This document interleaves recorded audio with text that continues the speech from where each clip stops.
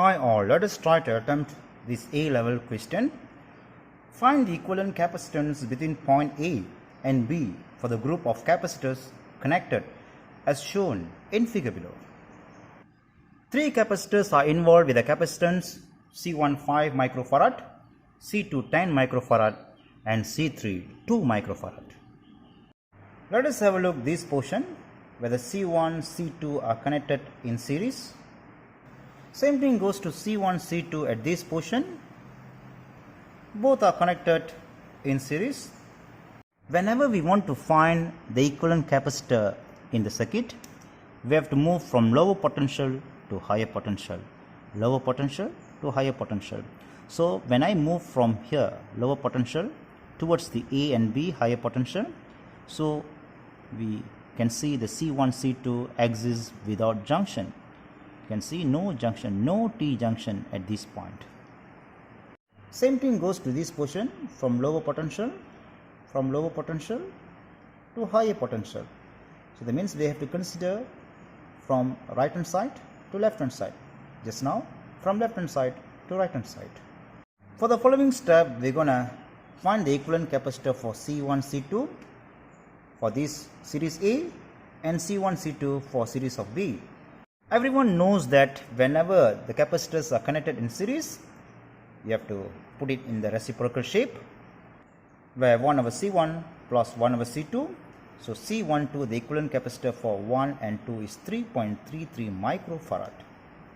It means series A carry 3.33 microfarad, series B also carry 3.33 microfarad. Following by at below part, we can see two identical capacitors are connected in parallel because these two capacitors, identical capacitors, are separated by these two T junctions. When two capacitors are connected in parallel, the equation will be in linear form compared to the connection in series, which is in reciprocal shape. So the equivalent capacitance for two identical capacitors is 20.0 microfarad.